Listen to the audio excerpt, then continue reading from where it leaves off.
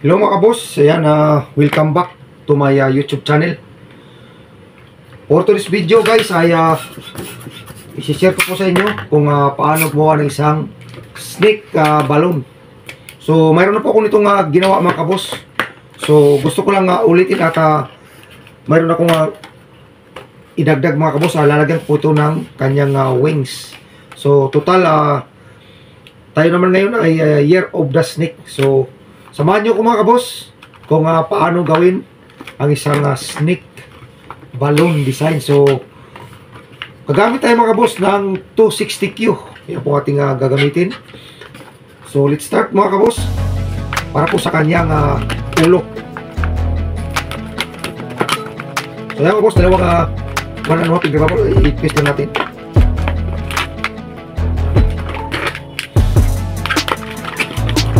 Tapos iikot natin dito mga kabos sa gitna para magkaroon ng hugis. Ayan. Tapos 4 finger bubble. Tapos ganun ulit mga kabos, dalawang ilok. Twist ulit natin. Tapos i-twist ulit natin sa gitna. So balik tayo dito mga kabos. Twist na natin. Ito mga boss dito, para sa kanyang ito po natin ilalagay yung kanyang mata. Ito natin. Tapos next mga boss is yung kanyang pinaka bibig, no? So ito po tayo ng dalawang bilong. Ayan mga boss. So pagsanibin lang natin to. Tapos iikot natin sa gitna. Tapos isama natin dito mga mas pinakuna. Malaki siya.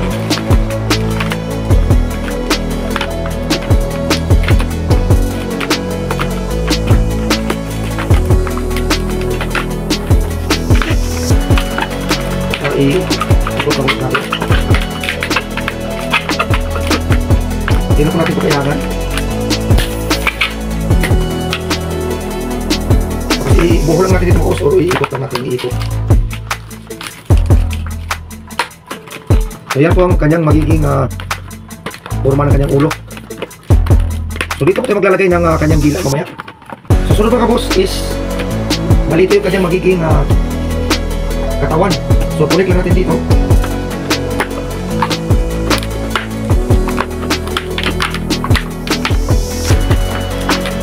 Tapos gagawa tayo ng isang bilog. Tapos pulik lang natin dito mga kabos.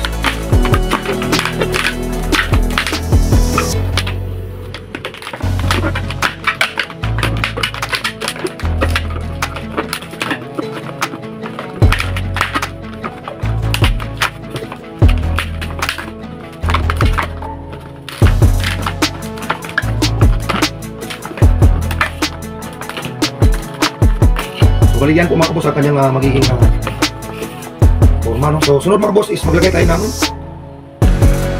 lagyan po natin siya ng sumay na maiksi.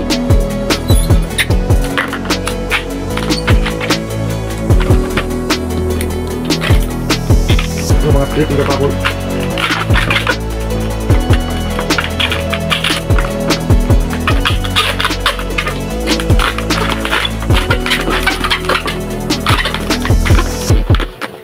So inawats lang natin ang laki.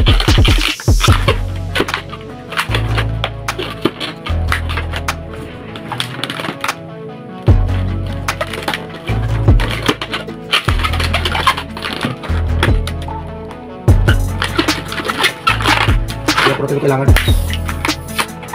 Paglang po natin mga kabos. Tugin na natin yung mga subscriber. So yan po mga kabos yung kanyang so sunod mga kabos is gawa po tayo ng kanyang mata.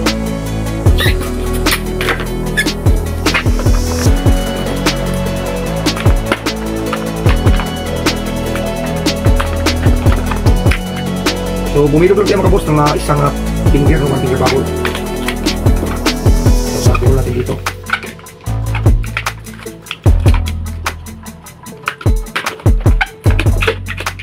Tapos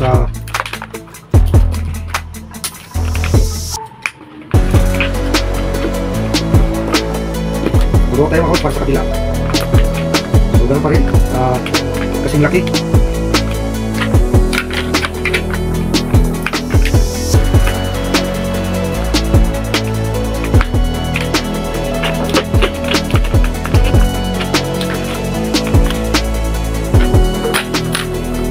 Idugtong lang natin ito mga kabos.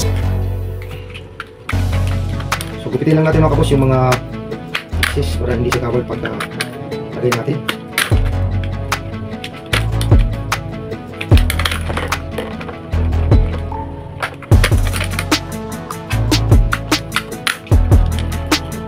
So insert lang natin dito mga kabos sa gitna.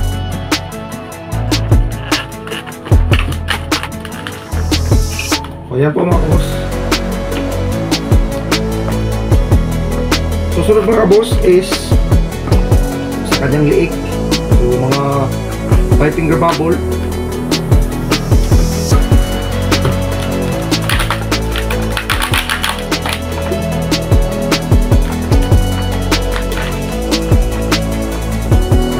Yan dito.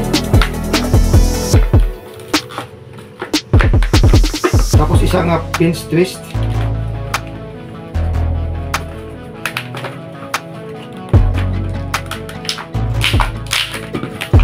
Tapos isa pa ulit mga kabos.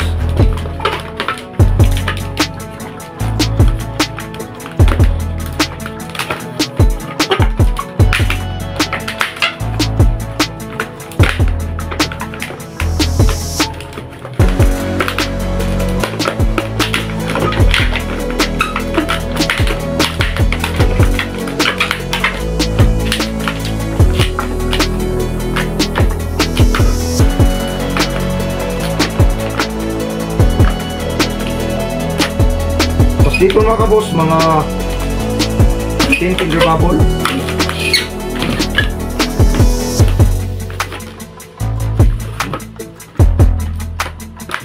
Tapos dalawa ulit na pinch twist. Para dito po natin ilagay yung kanyang pakpak.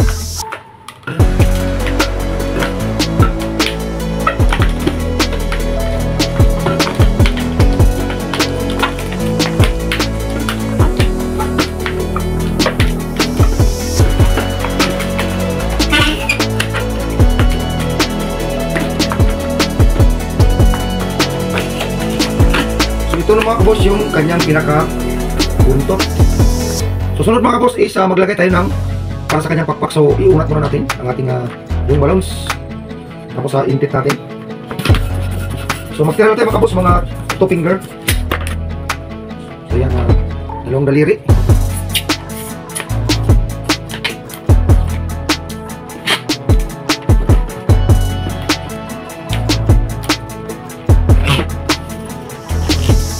Tapos kunit lang natin ito mga kabos.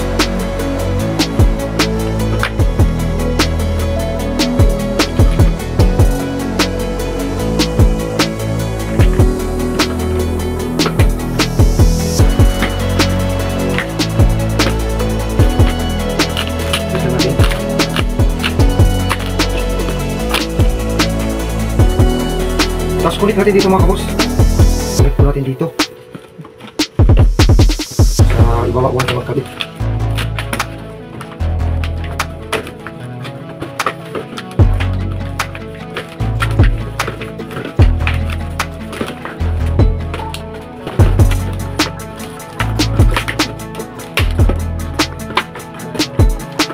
Tapos dito mga boss, ihati lang natin, hati-hati.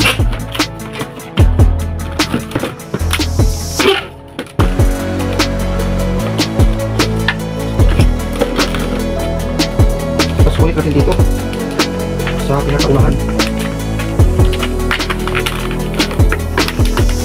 Tama rin parang pinakapakpak.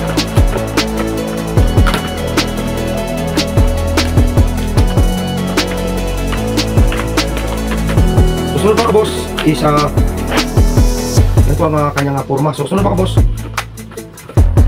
lagay tayo ng kanyang paa.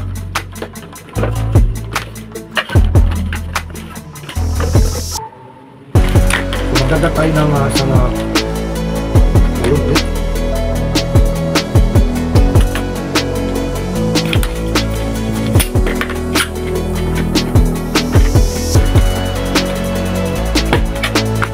So, para po sa kanya nga paa.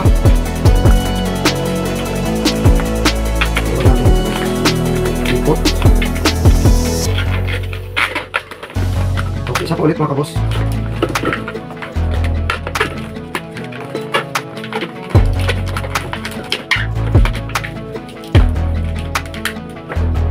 Tapos mga 4 finger bubble, ulit po natin dito.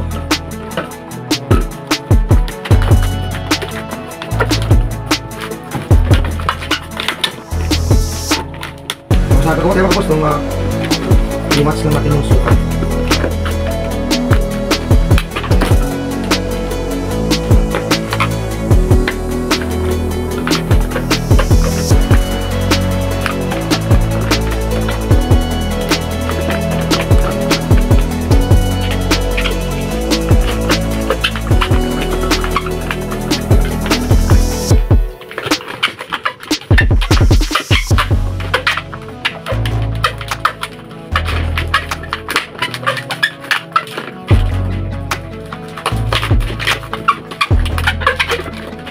So yan mga boss, wali hindi na po natin kailangan yan. Bukan na po natin. So ito mga boss, pwede po natin siyang i-kortihan, no?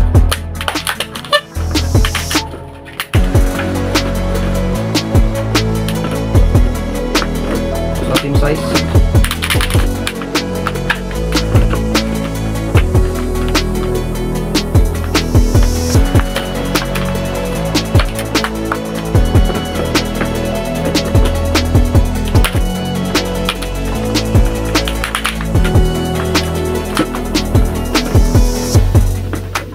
so yan po mga boss. So ito na po yung kanyang magiging putot. So sunod mga boss ay yung kanyang dito, dila. Maglagay tayo ng dila para mabuo na po natin yung kanyang forma ng isang snake. So gamit tayo mga boss ng pula. So natin ito para swerte.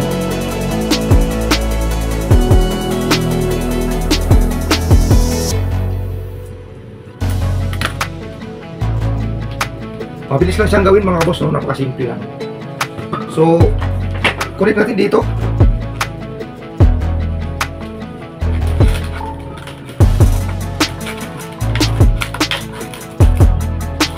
Para meron siyang dilat, mukha siyang ahas na may pakpak. So para siyang dragon mga boss, pero hindi po siya dragon. Iba po yung itsura ng isang dragon. Mayroon po akong video niyan mga boss, paano gumawa ng isang dragon. So ayan po mga boss, napakasimple lang, napakadaling gawin. Ang ating snake design na balloon.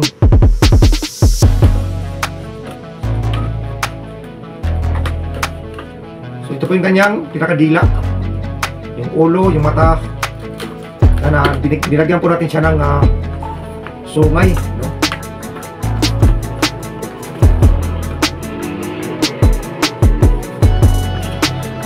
At ito po mga boss yung kanyang pinakabuntot ng isang ahas.